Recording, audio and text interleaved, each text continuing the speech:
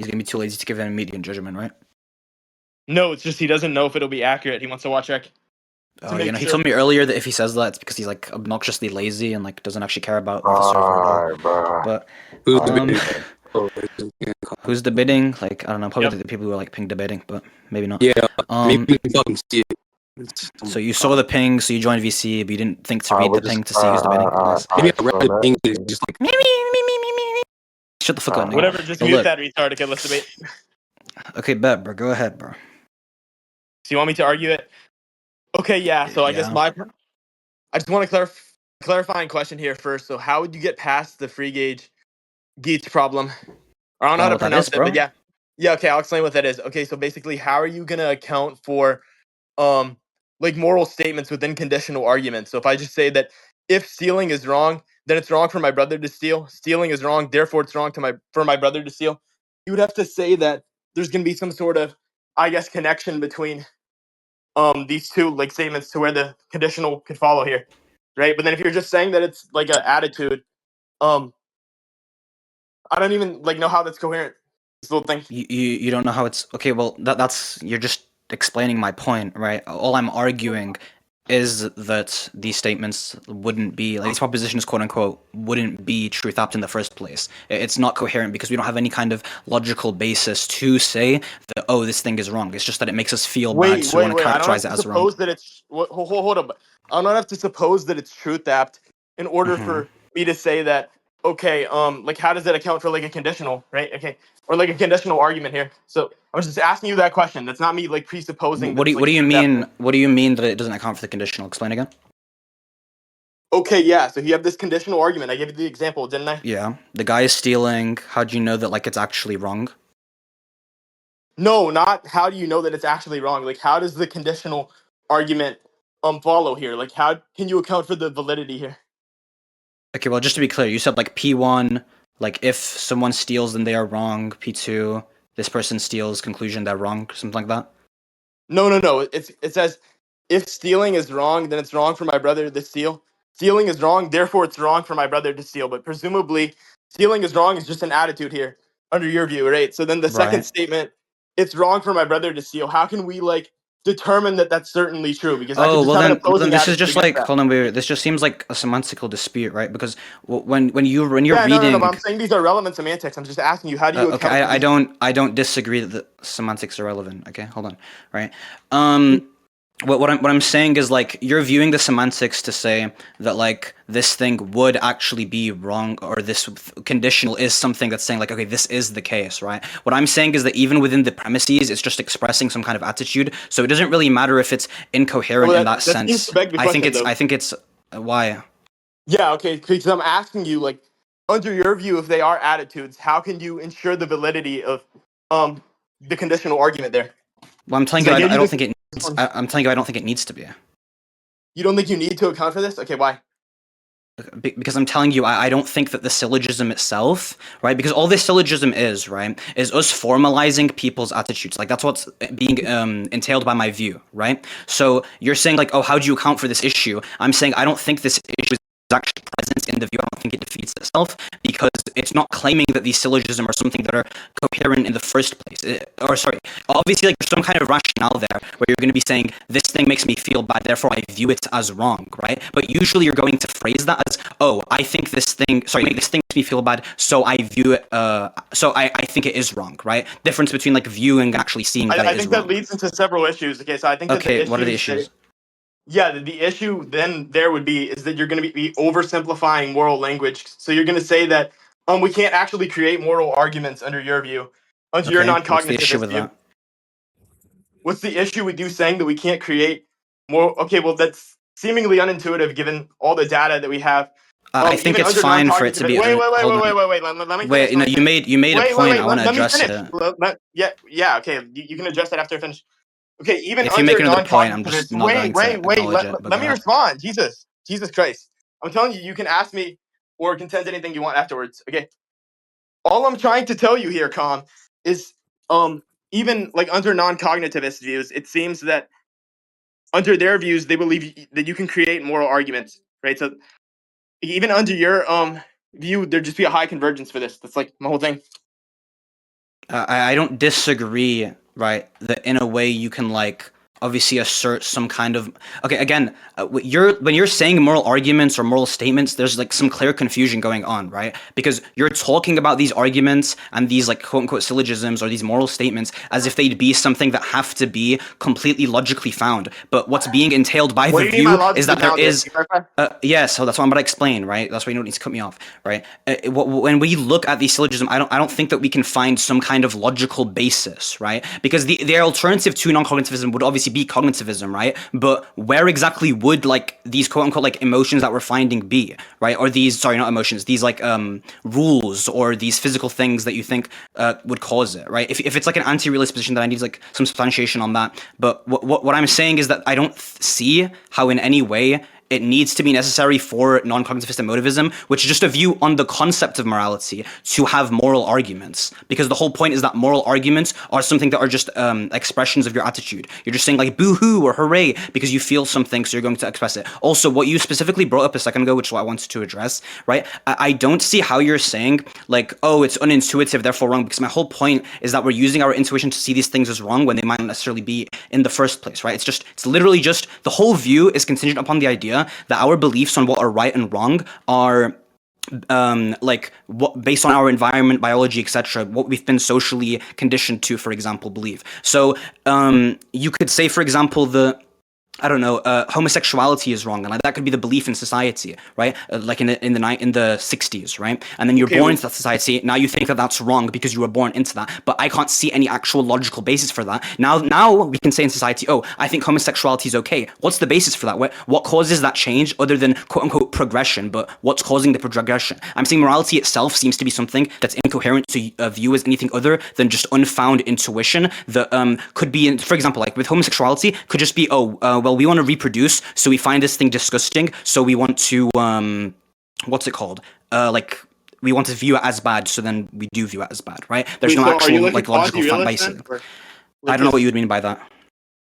Yeah, okay, so basically you're just gonna take it to be that these things are like more illusions, like rather than actual like truth talk or anything. Like when we're talking about these like moral statements, that they're all gonna be expressed as attitudes, and then the thing that we perceive these attitudes are actual like moral statements. Is that like what you're saying here? I think that moral statements are non-truth apt expressions of attitudes. And I Wait, think no, that, no. Okay, so that clarifies that you're a non-cognitivist. That doesn't clarify your specific non-cognitivist view, right? So then, yeah, that's why I was asking you to clarify this. Wait, can you explain? Hold on. What's the distinction between like what you said quasi-realism? Hold on. You said quasi-realism and emotivism. You're saying that there would be some kind of illusion there. So what would be? So if that's what would be entailed by that specific version of non-cognitivism, what would be entailed by emotivism that I haven't already brought up? What? Okay. What do you mean that you haven't brought up? Like, what are you trying to say? You're saying that all I've asserted is non-cognitivism, not any specific type or like derivative of non-cognitivism, right? So I'm saying if I was to argue non-cognitivist emotivism, what would be present that isn't already present within the debate or my argument?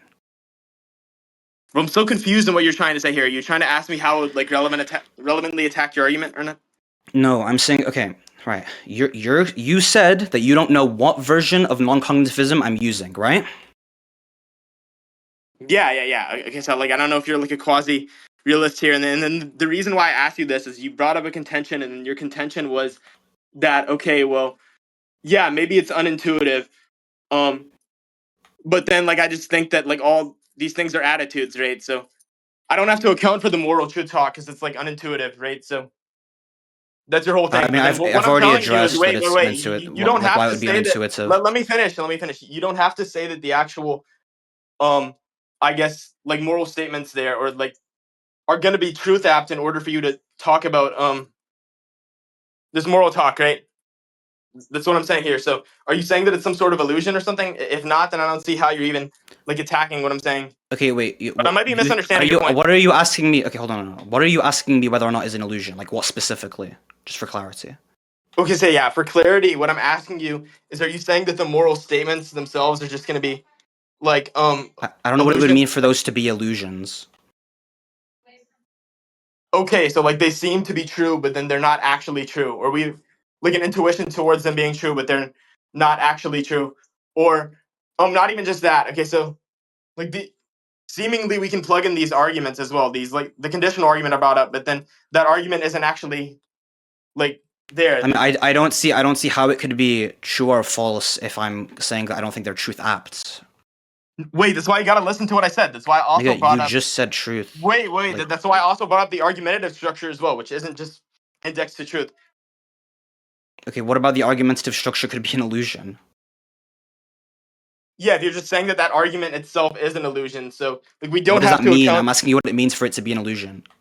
what it means for an argument to be an illusion. What? Yeah, you just said the argumentative structure would make it an illusion. What does that mean? No. I'm not saying the argumentative structure would make it an illusion. I'm asking you for clarification on if you're saying that. You're asking me what it means. Right, and I'm saying I don't know what it means. I want you to explain what it would mean. Like, that's not complicated. Okay, so that it's just not actually there. Like, what does it mean for it to be there? I don't see how like moral statements can like be some like I don't see them as like some physical thing. no. Wait. So You said you're not talking about if it's true or false. Hold on. Wait. And then obviously I agree that we can conceive of these things. I don't know what you mean by an illusion. I don't think I mistracked. Please prove that. Yeah, you clearly mistracked. The reason why is because I'm not saying that the moral statement is the thing that's an illusion. You're saying you don't know what it means for a moral statement to not be there. What I'm telling you is the actual conditional argument that I brought up. I said, are you going to be saying that that's an illusion as well in the way that it's not there? And then you also brought up like physicality. You said that, okay, I don't know what it means for it to not be there because it's not a physical thing. You don't think that like non-physical things can't be there? Like, I don't know what it means for I don't know what it means for there to be non-physical things. That seems like something you'd have to prove. As for the other thing, I don't think that was a mistrack. I think you just kind of floundered around for a bit. But again, when it comes to the conditional, that's where, like how we got here in the first place. And then you brought up a separate point of, oh yeah, like when it comes to the actual your exact words were that the moral statements wouldn't be like would they be an illusion? And I asked you, what does it mean for them to be illusion? The first thing you said was that like they could be like seem to be true but not actually true, or seem to be false but not actually false. And I told you, that I don't think they're truth apt, so that seemed kind of ridiculous to ask in the first place. And then you said that's why you have to talk about the argumentative structure. And then you said that the argumentative structure could also just be an illusion. And now you're saying that was a mistrack because you were talking about the conditional. That doesn't seem to be how things went at all. That's retarded. What I mean by the argumentative structure is like obviously like I brought up the syllogism, right? I brought up the conditional in like the modus ponens thing. So by like an illusion, all I mean there is by saying that it's not there. Let's say like hypothetically, like I'm unable to clarify this point. You do realize that that's just you asking me for clarification, right? So like maybe it would look bad on optics. I'm not even too sure of that. I think if you're actively being ambiguous and unclear, then that's an issue on you. Wait, I disagree. Yeah. Well, you think that's identical to a burden of proof or like an objection towards my argument? Why? Maybe not completely identical. I don't want to strawman myself there. But what I'm saying specifically is that, for example, if we were to go to a court of law, right, and I said, yes, my client is guilty because X, and then I don't actually like say what X is, that's obviously very vague and ambiguous because there's a lack of clarity. So obviously it can be the case that due to a lack of clarity, you haven't properly fulfilled your burden. Are you dumb? That's a burden of clarification, though, right? And then you brought up something. You asked me if I thought they were identical. I'm telling you, yeah, they're similar. Okay. How's that analogous? And this just meta. What do you mean? How is it? Wait, what does it mean to ask if something is analogous, right? I think I've shown that the principles and parameters are, the relevant principles and parameters are present, right? I've shown that through my words when I was explaining the two situations. If you want me to like break down every single word and every single parameter and principle, like including like the foundations of logic and axioms, like that's actually just like ratty as fuck, and I don't want to go down that route, right? I think it's very trivial and performatively justified. You're not really explaining anything. You can't just say it's disanalogous and not give a reason why, and then after I've told you, yeah, I think it's very trivial and very clear to the audience, to the judge, why it would be, you're just going to say, oh, that's not what I'm asking you. So what are you asking me then? So what are you questioning about the non-physical thing? Because I brought up like non-physicalness and then you questioned something there. What was like the burden? Well, that seems unaddressed, but with non-physical thing, yeah, I just don't see why non-physical things can exist. You don't see why non-physical things can exist? As you said. Yeah. Okay, wait, so you don't think that like a linguistic concept that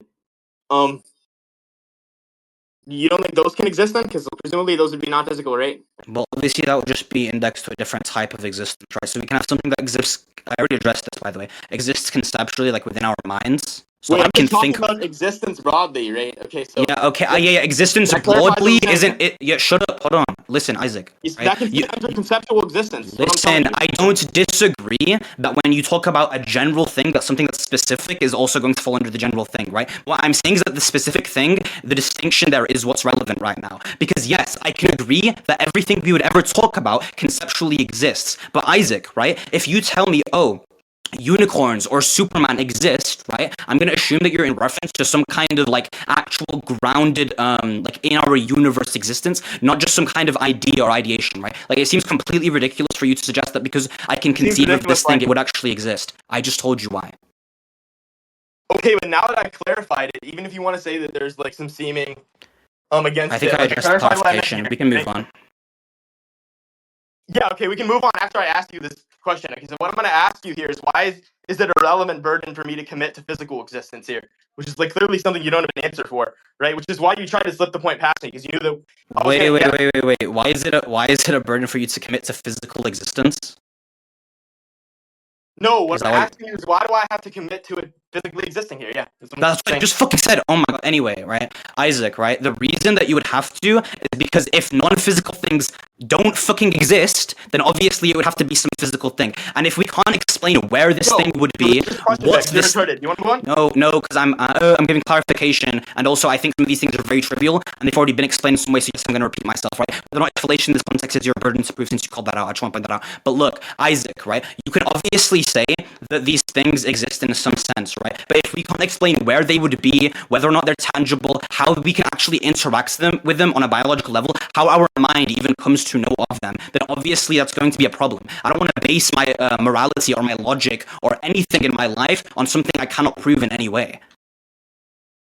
Do you think that something conceptually existing means you can't prove it anyway? What the fuck? Okay, that's just not what I said. We can move on. What the fuck? This nigga's retarded. Okay. I mean, prove that's not what you said. I mean, I don't know why I would be obligated to do that. Why would you be obligated? It's in the recording, right? So, like, obviously, when I'm saying that something was said and you're disagreeing that thing was said, the only way for it to be proven empirically would be to go into the recording, something that the judge is already going to have access to. I don't give a fuck if you mistracked and you don't know what I said and you have a misunderstanding of what I said, right? I'm asking you why I would be obligated to prove it, dumbass. Telling me I have to prove it because you told me to prove it is a question. Like, don't be a fucking retard, right? Isaac, I know. Listen. I know that's what. Whether or not you've said that is what's in question, by the way, right? Implicitly. But look, if I know that you've seen Hermes and Infinity.